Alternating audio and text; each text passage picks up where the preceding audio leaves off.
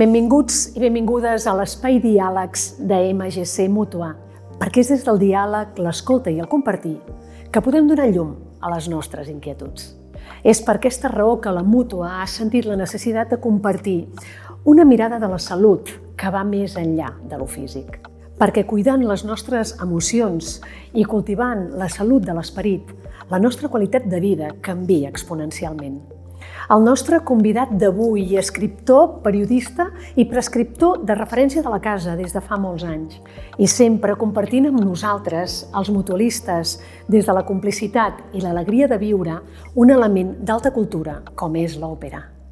Autor dels llibres Aquella nit a l'òpera, 5 cèntims d'òpera, converses d'estiu entre dos amics, vins compartits i paraula d'òpera.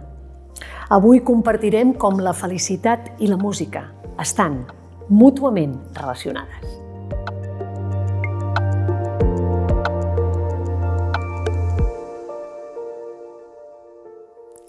Marcel Gorgori, molts anys en el món de la comunicació, periodista i escriptor i un gran del país relacionat amb el món de l'òpera. Permetem que t'ho digui... Gran del país, Glòria, per favor.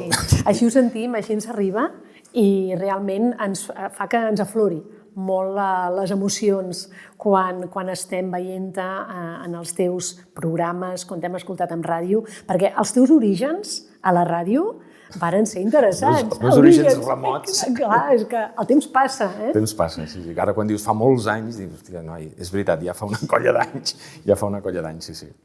A la ràdio va ser molt curiós perquè vares començar amb informatius. Sí. I a veure, la curiositat de que el teu primer programa d'òpera, on va ser, Marcel? Va ser Flash FM. Flash FM, una emissora de música pop, de música rock.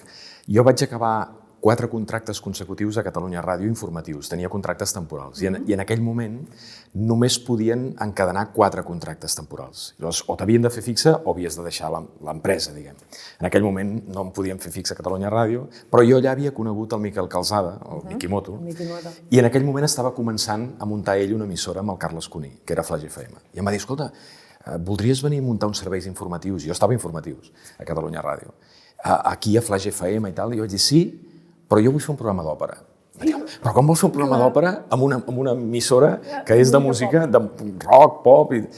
Bueno, doncs si no, no vinc. Imagina't, un xitxarello com... I a més al Miquel li agradava l'òpera. I em va dir, doncs tu el diumenge a les 10 de la nit s'acabava tot l'estil que tenia i sortia una musiqueta que era el preludi de la Traviata i sortia una veu que era jo i feia un programa d'òpera. Els vas desconcertar tots, però va tenir la seva... Bueno, no ho sé exactament. En aquell moment començava l'emissora i tampoc sé quina repercussió va tenir. Però en tot cas va ser el primer que jo vaig fer d'òpera en els mitjans. Aquí va començar el teu camí, també amb televisió. Sí. Amb televisió, amb els grans com Joaquim Maria Pujal i Júlia Otero. I el Miquel. I el Miquel, sí. El Pavarotti deia que els llibres dels cantants són els altres cantants. I jo crec que en comunicació una mica és així també. És a dir, els llibres del comunicador és veure els altres comunicadors. I si tens la sort d'haver pogut treballar amb els grans, doncs molts anys, o ets burro o alguna cosa acabes aprenent, diguem, no? I això és el que jo he tingut la sort. Per cert, que últimament em va colpir molt la notícia de la Júlia, de la malaltia de la Júlia. Espero que es recuperi ràpidament i que puguem continuar gaudint de la seva manera de fer. I tant, i veiem que la vida és tot aprenentatge i segur que d'aquí tot anirà molt i molt bé, segur que sí. Hi ha una anècdota també en televisió quan tu vas dir no, faré un programa d'òpera però sense corbata. Sí. O sigui, trencador allà on vagis. No, jo havia, gràcies al Joaquim Maria Pujal, jo vaig ser sotsdirector d'un programa que potser la gent recordarà que es deia Un tomb per la vida. Aleshores allà, i després vaig dirigir alguna altra cosa, també,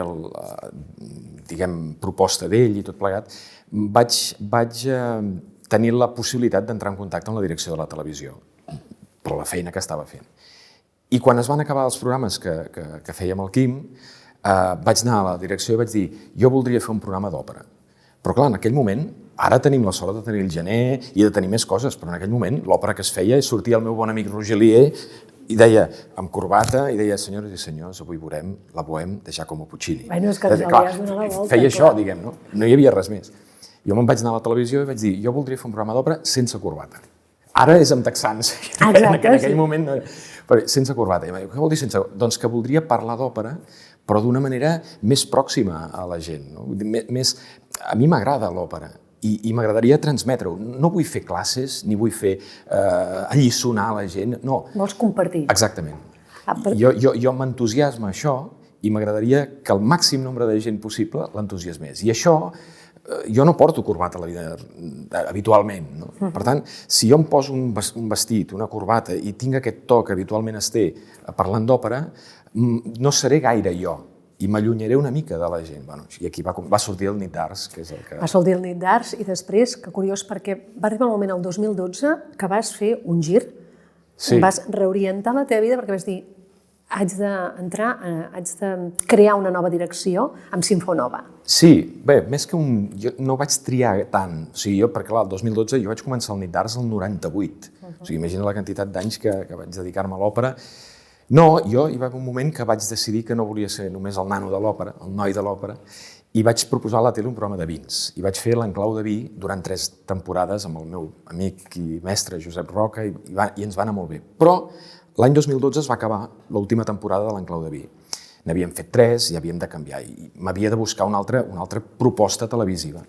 I en aquell moment jo una de les coses que faig habitualment és llogar-me a empreses, fundacions, per crear-los espectacles commemoratius. La fundació no sé quina fa 40 anys.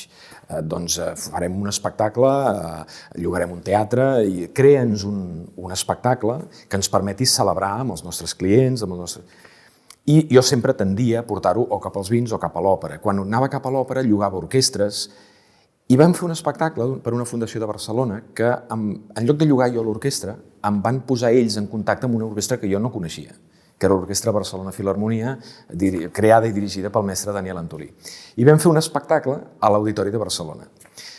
I va ser un èxit brutal. Un èxit brutal, vull dir que no podíem sortir de l'auditori, una cosa...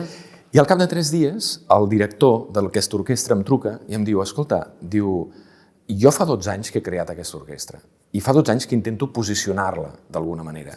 Diu, això que hem fet ha sigut brutal, ha tingut un èxit.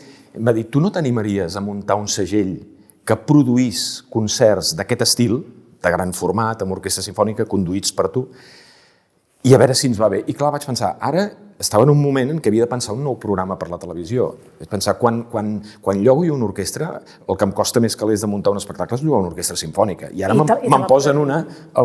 I vaig començar això. I vam crear el segell Sinfonova. Que ja portes 4 anys. Porto 4 gires. Bueno, 4 gires, sí. Ara amb l'Òperes Medicina. Sí, amb l'Òperes Medicina. En aquest cas és un concert a piano, no és amb sinfònica, perquè amb la pandèmia no podem posar 150 músics a l'escenari, més cor, llavors fem una cosa més reduïda. Però sí, hem fet 3 grans concerts per tots els teatres de Catalunya. De Catalunya, auditoris, amb la Mútua. Amb la Mútua, sí, gràcies a la Mútua. Gràcies a la Mútua, com els seus mutualistes han pogut anar visquent aquesta experiència d'emocions, no? Sí. Jo des del començament, ara després si vols parlarem de la relació amb la Mútua i això, vaig anar a la Mútua i els vaig dir, mireu, jo faig això. A mi m'agradaria que poguéssim que em poguéssiu donar un cop de mà quan començàvem aquesta iniciativa de Sinfonova. I em va sorprendre molt veure que la Mútua tenia una idea molt pròxima a la que tenia jo del que és la salut de les persones. Jo ja coneixia la Mútua perquè jo havia fet algun anunci per ells, i vols després en parlem de com va iniciar la nostra relació, però jo m'havia preparat a veure com puc convèncer a una gran institució com és la Mútua General de Catalunya perquè doni suport a una cosa d'òpera, a uns espectacles d'òpera. I vaig arribar allà i em vaig trobar que van ser ells els que em van dir per què em donarien suport. I em van dir el següent. Em van dir, la qualitat de vida és fonamental per a les persones i sense salut la qualitat de vida no és possible. Però només amb salut, tampoc. I vaig pensar, he arribat a casa meva. Exacte. És a dir, si un no està sa, no tens qualitat de vida possible. Per tant, el primer que ha de fer una mútua, jo no en sé, però és curar la gent. Ara, si només estàs sa, i la teva vida és plana, això tampoc és qualitat de vida. I em va sorprendre molt veure Com ells em deien que donar accés a la cultura i a l'òpera enriquia una vida i que això també és salut de l'esperit. La salut emocional. La salut emocional, exactament. No? Per tant, no em va costar gens. Jo m'havia preparat una quantitat d'arguments perquè m'ajudessin, de contraprestacions publicitàries, ens veurà moltíssima gent. Però ells ja tenien aquesta idea. Ells volien cuidar el mutualista des d'aquesta salut emocional. No? Ja molts coneixem la musicoteràpia, aquest sentir. No tenim que arribar a posar-nos malalts, sinó que hem de cuidar la nostra ànima. Exacte. Va ser parodia de Marcel Burgori. No, va ser un plaer perquè vaig pensar, és que jo tinc aquesta mateixa idea del que és la salut. Si tu tens una vida plana, però no tens emocions, no tens accés a la cultura, no tens accés al cinema, a l'òpera, què estic fent jo? Jo estic compartint allò que a mi em sembla que és extraordinari amb 2.000 persones en un teatre, diguem, no? I quan la Mútua em va dir això, em van dir, home, és que per nosaltres la salut depassa el que és estrictament la salut física. La salut emocional, la salut de l'esperit, també dona qualitat de vida. Per tant, t'ajudarem. Totalment. I això va ser... Moltíssimes gràcies. És una relació de fa molts anys, la relació de la Mútua. Com recordes el primer contacte amb ella? Va ser iniciativa de la Mútua. Jo afortunadament, he estat bastant sa físicament, després psíquicament i espiritualment no ho sé, però des d'un punt de vista físic, per tant, jo no tenia mútua. I MGC, la Mútua General de Catalunya, em va venir en una ocasió a oferir, em va dir, a nosaltres ens agrada la manera com tu fas televisió, ens agrada la manera com parles amb la gent, ens agrada... Hi ha una autenticitat que ens agrada la teva manera de fer i voldríem que fessis un anunci per nosaltres. Però una altra cosa que em va sorprendre va ser que em van dir, abans que ens diguis sí o no a fer l'anunci, volem que coneguis la Mútua. Clar, això ja em va sorprendre bastant també, perquè vaig pensar, s'ha d'estar molt segur, Si tu t'interessa una persona que faci un anunci teu, l'habitual, jo et diria, és dir, mira, quan em pagareu això? Què hauré de dir? Bueno, sí, doncs d'acord. És una mirada més superficial, però realment vas veure que la Mútua et convidava... Abans que jo digués que sí o no, o abans de... Volem que coneguis la Mútua. I em van explicar la Mútua de dalt a baix, i em van explicar la idea que tenien de subministrar salut a la gent, etc. I llavors vaig dir, home, només faig... I tant que faré l'anunci. Al cap de 2 anys o 3 anys vaig fer això que t'he explicat. Vaig dir, recordeu allò que em vau explicar? Ha anat de la mà. Ha anat de la mà. I així va ser, vaig entrar en contacte amb ells per això. Quin creus que és el tret diferencial de la Mútua? Jo crec que aquesta visió holística, és a dir, jo no sé com són les mútues, ni sé com són les asseguradores, però jo sé com és aquesta mútua. I aquesta idea que t'he explicat fa un moment, de que la salut no és només la salut física, que naturalment és el número 1. Si tu no tens salut física, ja ho hem dit, no tens res. Però, sinó que va més enllà d'acompanyar el mutualista i de proporcionar-li qualitat de vida, que és primer salut, i a més riquesa, pes de vida, jo crec que això no sé si és gaire habitual en altres tipus d'asseguradores o de mútues. I en tot cas en aquesta ho és. És la que jo conec i és la que puc parlar. També el punt aquest, la importància de la medicina preventiva. Bueno, amb mi la mútua només ha pogut lluir-se en medicina preventiva, perquè afortunadament no he tingut malalties importants, toco fusta, i jo he fet servir la mútua sobretot per això, per revisions anuals. Aquesta revisió gratuïta anual que hi ha. Sí, aquesta revisió gratuïta. Jo ara tinc 52 anys, quan vaig fer 50 anys algú em va dir, no, és que encara que estiguis sa, tu t'has de revisar. Jo no li vaig fer ni cas, fins que la mútua em va dir, Clar, és que tu els deies, és que la meva salut emocional i la meva salut espiritual està molt ben guiada. Bueno, no sé si està ben guiada, però sí, jo he fet servir sobretot l'aspecte de medicina preventiva de la mútua. Sí. També, parlant de la mútua... També m'imagino que això preveu que no tinguis altre... O sigui, que no s'hagi d'invertir molt més en tu, perquè, esclar, si tu agafes les malalties a temps o quan són incipients o quan comencen, t'estalvies molt després a l'hora de fer front a una malaltia important. Sí, però és un acompanyament molt necessari i sobretot en aquests moments, no? Perquè la salut emocional en aquesta situació pandèmica que estem visquent, que portem ja tant de temps, és important de cuidar-nos. El tema, hi ha molta gent amb depressió, hi ha molta gent amb alteracions perquè no entenem el que està succeint i és molt important sentir-te acompanyat. Sí, aquesta és una idea també de la mútua, jo crec. Jo, per exemple, jo no sé si li passa a tothom o no, jo et parlo de la meva experiència. Jo he trucat a la mútua per demanar-los una sala de reunions. Una sala de reunions, o sigui que no té res a veure. Jo tinc un petit despatx, però a vegades no et va bé, o el despatx jo el tinc a casa, aleshores tinc una reunió amb determinada gent, no vull portar-los al despatx de casa, i en alguna ocasió li he dit, escolteu, em podeu proporcionar un lloc on pugui trobar-me? I m'ho han proporcionat. Això no és estrictament salut, diguem, no? És una sensació de sentir-te acompanyat, encara que estiguis sa, fins i tot. És la importància d'aquella resposta amable. Quan truques i saps que realment t'estan escoltant, estan al servei.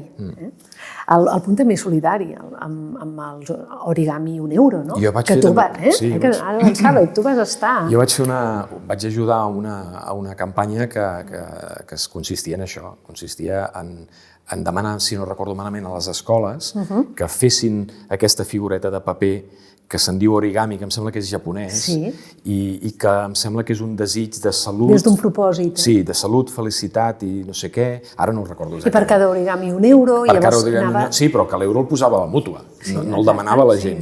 I em sembla que aquella campanya la vam fer i la vam introduir a la Marató de TV3 o alguna cosa, perquè ja fa anys d'això. Sí, uns quants anys i bastants anys consecutius. O sigui que és important de valorar-ho, no? Per mi... És una mica aquesta sensació. El sentir-te acompanyat, una vegada més. I l'aspecte solidari, diguem, no? Clar, a veure, jo no vull tampoc parlar excessivament bé, perquè diran, aquest és un ventre agraït, perquè clar, com que la mútua l'ajuda...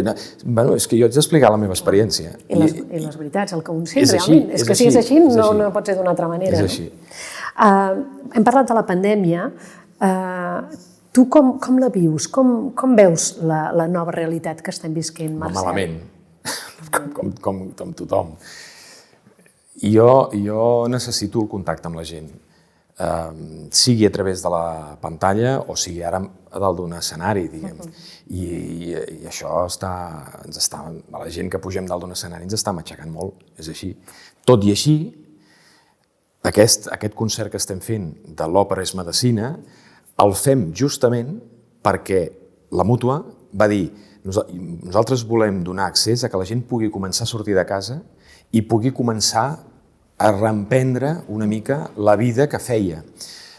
D'acord, no pots fer ara un espectacle de gran format amb una orquestra simfònica, amb un cor de 100 veus, que és el que fèiem, però pensa alguna cosa que puguem oferir òpera, divulgació operística, que és al final el que fem, perquè la gent pugui tornar als teatres. I així va sortir l'Òpera és Medicina. Aquesta medicina de l'ànima, aquesta medicina de l'esperit. De l'esperit, diguem, sí. Exacte, i que ens acompanya. De fet, Charles Darwin ja ho deia, que la música exerceix una vibració molt important en quant a les emocions i ens acompanya a poder sentir més aquesta sensació de felicitat. Però què és per Marcel Gorgori la felicitat? Ostres, quant de temps tenim? Clar, és un sentiment, no? I a vegades... Jo crec que són moments. Jo crec que qui busca la felicitat com un estat permanent ho té molt fotut, jo crec. Perquè és que la felicitat no és ni tan sols, jo crec, que tot et vagi bé. Perquè hi ha persones que totes els hi ponen, la feina els hi va bé, tenen una bona parella, tenen uns fills que els... I tampoc són exactament feliços. Jo crec que la felicitat són moments. La sensació, per exemple, d'estar connectant en un moment determinat amb la gent d'un teatre, que això, per exemple, a la televisió no passa tant, perquè tu parles a la càmera, però tu no saps qui hi ha darrere. Però en un teatre, el silenci que es produeix, tu notes quan tens la gent a la mà. Ho notes. Anava a dir-te. Ho notes, o sigui, i és una sensació de plenitud, de dir, a mi m'entusiasma això de què estic parlant i la gent s'està donant que a mi m'entusiasma i volen que els entusiasmi. I això es genera un clima que després, quan acabes, dius...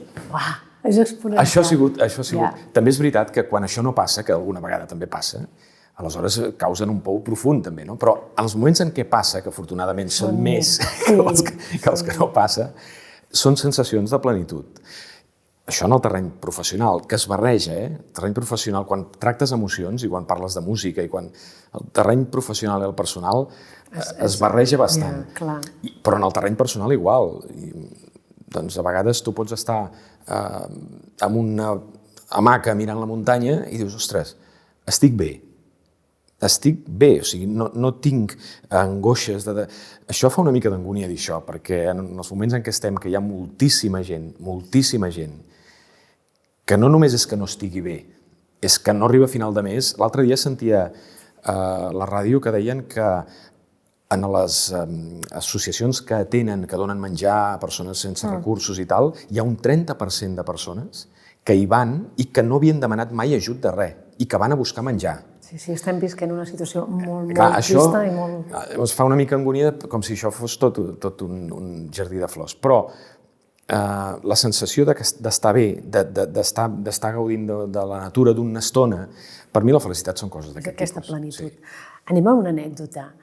Recordes alguna anècdota d'aquesta que dius, ostres, Glòria, és que aquell moment, anècdota que ha passat en tot aquest període de temps, però segur que n'hi ha alguna que no deixa de ser curiosa. Anècdota, per exemple, en relació a la mútua, per exemple. Sí, home, hi ha moltes d'anècdotes, però, per exemple, en recordo una que a mi em va... És que la vull treure perquè quan m'ho vas comentar dic, no pot ser. Sí, doncs va passar. A mi m'agrada la muntanya, no? I en una ocasió, era quan estaven fent les campanyes de publicitat per la mútua, d'anuncis de televisió. Jo feia molt poc que havia fet l'Enclau de Vi i tenia una certa trajectòria de la televisió davant de les càmeres. I jo anava passejant per la muntanya, per dintre el bosc, amb un amic i amb la meva parella i tal, i de sobte trobo un boletaire amb un nen. I el nen em mira i em diu, el senyor de la mútua. No pot ser. I hòstia, el senyor de la mútua, al mig de la muntanya. Un nen, que no sé fins a quin punt els nens miren els anuncis de la mútua, no sé. I jo he fet l'Enclau de Vi, he fet el Paral... Tot el recorregut. Bueno, a veure, no soc... Però sí. Però en aquell moment acabava de fer... La gent que em reconeixia pel carrer, em reconeixia pel programa de vins o pel programa d'òpera. Un nen em va dir, el senyor de la mútua. El senyor de la mútua. I dic, doncs dec ser el senyor, a partir d'ara ser el senyor de la mútua. Això és l'anècdota que recordo. Perquè arribes, no? Home, clar, la mútua va fer una campanya molt potent en aquell moment, sortia constantment i, per tant, el nen m'havia vist a la tele com el senyor de la mútua. Això és el que era per ell. Aquell punt també, quan parlaves del programa amb Clau de Vi, l'òpera, quin seria per tu un maridatge que et fes vibrar? Hòstia, a veure, un maridatge de vi i òpera. Vi i òpera. Bé, jo, mira... Alguna vegada professionalment faig tastos de vi i els barrejo amb òpera.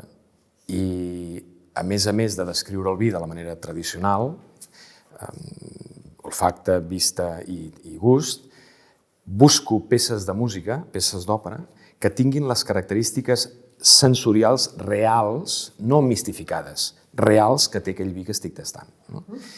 I hi ha un tipus de vi que a mi m'agrada, que és un vi negre tipus Pinot Noir o Trapat o un tipus Borgonyó, diguem, que aquí a Catalunya se'n fan no amb Pinot Noir, sinó amb Trapat o amb garnatxes, que són vins amb poc color, una mica igualits, però molt llargs, molt àcids, que a mi m'entusiasmen, diguem. I són vins que tenen una aparença de debilitat, de fragilitat. En realitat no ho són gens, però l'aparença és de fragilitat. I quan tasto aquest tipus de vins, m'agrada posar-hi una música que és la meditació de Taís. És una música amb molt poca orquestra. Taís és una òpera de Massenet, amb un violí eteri, suspès en l'aire, que sembla que s'hagi de trencar en algun moment determinat. I per mi el vi aquest tipus de vi, l'associo amb aquest tipus de música. I podria ser un maridatge. Per un moment ens hi has transportat, eh? Ah, sí? Per un moment semblava que és que jo també estic salivant, És curiós com... És que són vins amb un perfum molt subtil, i ja dic, com femenins, però molt llargs, molt punxeguts i delicats. I aquesta música és això, és delicadesa, és un violí suspès en l'aire amb una base orquestral feble, però una melodia lírica enorme. Per exemple. I algun llibre, un llibre que Marcel Gorgori senti com de, jo que diu, el llibre de capçalera, no? De capçalera, no sé, segurament no en tinc cap. I una de les mancances que té Marcel Gorgori és que llegeix poc, o llegeix menys del que hauria de llegir. És que potser no tens temps, no? Bueno, tinc poc temps. Sí, però el temps, quan l'Espinazo en una ocasió deia la gent que diu no llegeixo perquè no tinc temps és que no li agrada llegir. Perquè si t'agrada llegir, busques el temps. I això és veritat. I això és veritat. Intentava... No, ja, intentaves disculpar-me, diguem. No, és la veritat. Jo escolto molta música, faig altres coses. A veure, llegeixo més assaig que novel·la. Novel·la en llegeixo poca. M'agrada molt el cine, veig molt de cine, però, per exemple, sí, ja hi ha hagut algun llibre. Jo ara concretament estic llegint un assaig, estic llegint un... Com es diu? Es diu L'encàrrec. És l'encàrrec i l'escriu el Melero, l'advocat d'alguns del procés, i explica tot el procés, la seva relació amb els clients, amb tots els judicis, tot plegat, i a mi m'està agradant, em sembla molt interessant. I com a novel·la, per exemple, sempre m'agrada dir-ne una, que em va impressionar molt, fa la tira d'anys, és El nom de la rosa d'Umberto Eco. Em va entusiasmar, i em va entusiasmar no només per la trama policíaca, després Jean-Jacques Reno va fer una pel·lícula del llibre, però no només per la trama policíaca, d'aquells monjos a l'edat mitjana, sinó perquè Umberto Eco era un semiòleg. Hi ha una quantitat d'interpretacions de signes en el llibre que a mi em fascinava. O sigui, el tio veia una porta oberta i d'allà deduïa què hi havia dintre de la porta, qui hi havia entrat, pels signes que veia. És un viatge. És bestial. A mi em va entusiasmar. A part que m'agrada molt la història també, i l'edat mitjana també és una època una mica fosca, però interessant, i aquest és un llibre que jo recordo com un impacte enorme, per exemple. I en aquest recorregut, una persona que hagi sentit de referent, que t'hagi inspirat, que segur que n'hi ha moltíssimes, però en aquest moment, què et ve a la memòria? A veure, professionalment, segurament Joaquim Maria Pujal és de les persones que més m'ha influït. El que et deia, de tenir algú que en sap moltíssim i que dius, aquest paio, jo haig de ser esponja, jo haig de treure... Professionalment, segur. Personalment, potser Roger Lié, que la gent el coneix. Roger Lié, historiador de l'òpera, crític musical, etc., és de les persones que a mi continuo tenint relació amb ell i fa no sé quants anys que no treballem junts ja, però com a amistat personal és de les persones més generoses que jo he conegut. Generoses en tots aspectes, també l'econòmic, si vas a dinar amb ell no et deixarà pagar mai, per exemple, però a part d'això, generoses en transmetre el que sap. És un savi que no vol que sigui reconegut com a savi i que en canvi està constantment transmetent-te i encomanant-te el que sap. Des de la gratitud, podríem dir. Sí, és que jo em sento agraït, també, per exemple, amb Josep Roca. És el que et deia abans, o sigui, tu pots... Jo feia 30 anys que era aficionat al vi. Aficionat al vi, entenem, vull dir, no... Però clar, treballar 5 anys amb el Roca, això és que o n'aprens moltíssim o és que no serveixes per res, diguem, no? Llavors, clar, també em considero amic d'ell, espero que ell ho consideri també, i també tenim una molt bona relació i fa anys ja que no treballem junts, no? Aquesta gent que donen tant a canvi de res.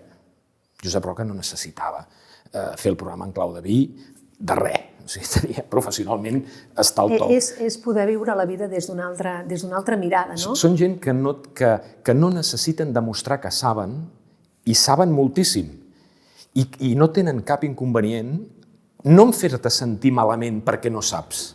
Hi ha gent que sap molt i que tu notes que quan t'expliquen les coses t'estan dient tu no en tens ni idea, i jo sí que en sé. Des de la generositat. Aquests dos noms són la generositat en persona, tant a l'Alié com al Josep. I Marcel Gorgori, quin accent, ja estem acabant, no? Encara que estaríem hores i hores parlant, perquè tenim molt per compartir, però una actitud que t'acompanyi en el teu dia a dia, jo que quan et lleves al matí dius una actitud diària, que sentis que t'aferres a ella. Hi és, en tu? No ho sé, jo Jo sóc bastant pessimista, eh? Sí, no, m'ho puc creure. Sí. A vegades jo tinc una bona relació amb el Toni Clapés i ell sempre diu que és molt pessimista i a la ràdio també el seu equip li diuen que és molt pessimista. I jo em sento bastant identificat amb ell perquè jo també sóc bastant pessimista. Però això potser fa que com que sempre començo pensant ui, això no anirà gaire bé, després les coses normalment van més bé del que t'esperaves. Exacte, perquè les expectatives són tan baixes que normalment van més bé del que t'esperaves que anés. Però clar, jo una actitud vital no sé ben bé quina seria, perquè sempre em miro les coses... També aquesta actitud de dubtar de si les coses sortiran bé o no també em fa intentar assegurar-les al màxim. És a dir, jo abans de presentar un projecte, allò que et deia de la mútua, jo em vaig preparar, mira, és un bon exemple, jo em vaig preparar tota la llista d'arguments per convèncer els directius de Mútua General de Catalunya que m'ajudessin amb Sinfonova, però no em van caler després. No, perquè la mútua ja et va presentar. Ja s'hi van posar bé d'entrada. Ara, jo portava la llista, Quan digui això em diran allò. Quan digui això em diran... Podem dir ets molt perfeccionista. Sí, però em fa molta ràbia la gent que diu el meu defecte més gran és ser perfeccionista. No. Això no és un defecte. Ser perfeccionista no és un defecte. Marcel Gorgori, moltíssimes gràcies. Gràcies a tu, Quina estona més agradable. Igual dic. El temps és el que és. Hi tornarem. Moltíssimes gràcies per la teva generositat. Sí, home. Per acompanyar-nos a nodrir la salut de l'esperit, tan necessària en aquests moments. Gràcies a tu i a la mútua, naturalment. Fins ben aviat. Fins aviat.